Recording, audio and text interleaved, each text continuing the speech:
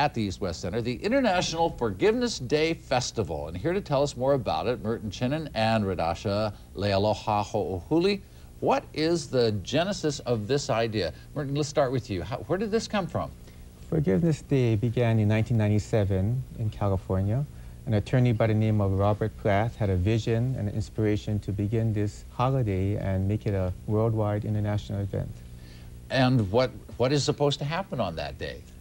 The first Sunday of every August has been designated as International Forgiveness Day, and it's an opportunity to tell the world, tell the community what the value and benefits of forgiveness and what it offers the individuals, the youth, the family, community, as well as the nation states. I have heard, Radasha, that when you forgive somebody, you feel even better than they do. Does that line up with your philosophy at all? It does. I think forgiveness allows people to open new doors, and sometimes it also allows people to close old ones as well. What's your involvement? Why are you jazzed about this? I think I'm representing the youth or the younger generation on Sunday, and for me, I'll be performing a few hulas for the organization, and it's a wonderful thing, and I'm so honored to be a part of it. Terrific, good for you. You have no idea how many people are going to be there.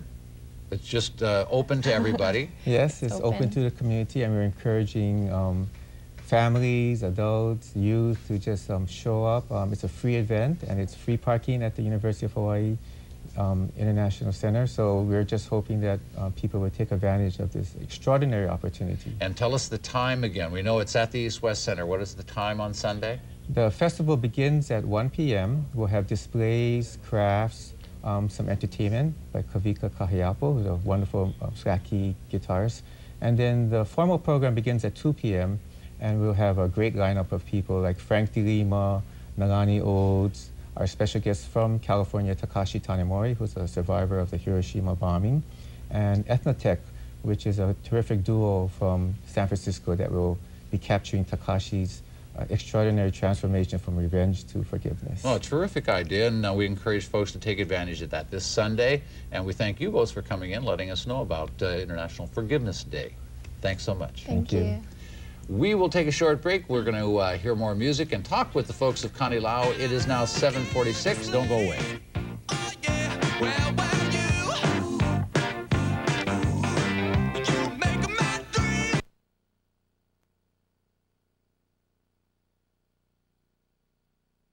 Dozens turned out to learn more about forgiveness today. It was the first time that the International Forgiveness Day Festival was held in Hawaii. Participants expressed the importance of forgiveness through testimony, music, and dance at the University of Hawaii's East-West Center.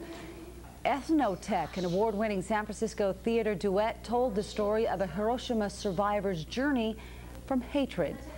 And a survivor of the Hiroshima atomic bomb admits hatred consumed his early years. But then Takashi Tanemori says he learned how to forgive and has been spreading its importance ever since. KHNB 9's Luis Kim McCoy has his inspirational story. Takashi Tanemori is blind, but he has seen humanity at its worst. He was 8 years old when the atomic bomb devastated Hiroshima. It was so pitch dark, you cannot see anything. And they all cried, atsui, atsui, atsui, hot, hot, the burning, burning. And then I began to smell the heat. He'll never forget what he saw that day, like the mother searching for her children. As she passed by me, I saw she had a baby on her back. But it was obvious the baby's head was blown off by the explosion. The horrific images haunt Tanemori to this day. I don't want to see it anymore. The bomb killed Tanemori's parents, grandparents, and 2 sisters. Hatred quickly replaced the emptiness in his heart. At 18, he came to America to work at a migrant labor camp. But when authorities learned he was a Hiroshima survivor, they sent him to a hospital. They stripped me and they scrubbed me with some kind of solution, I don't know, soap. And afterward, I would look like a boiled octopus. So painful. So Tanemori trusted no one, But finally, a nurse showed him compassion. First time since the August 6, 1945, somebody, the stranger whom I consider my enemies, touched my hand and brought me my mother. And with his mother's spirit, the nurse took him home where he learned English and forgiveness. How can we promote the peace, especially global peace? The different nationalities, 6 billion people who have different cultures, understanding, upbringing, and unless we have peace in our own heart. Tanimori says it can be done. He's living proof. Louise Kim McCoy, KHNB 9 News. Tanimori is the founder of the Silkworm Peace Institute. He became a minister in honor of the nurse who took him into his home. He's been spreading a message of peace and goodwill ever since.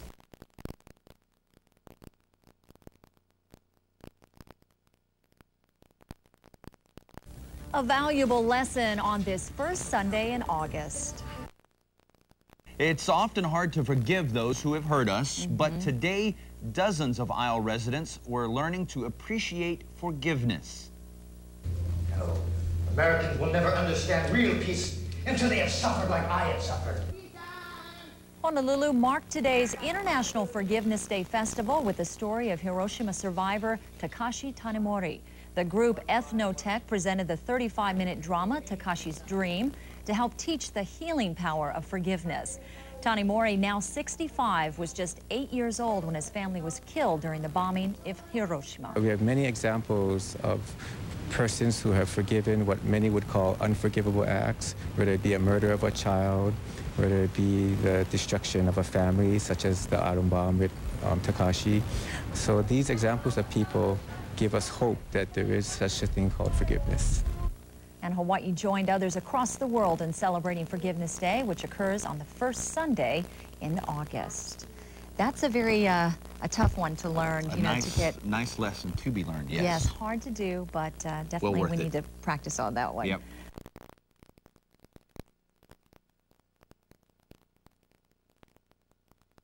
News 8 starts now.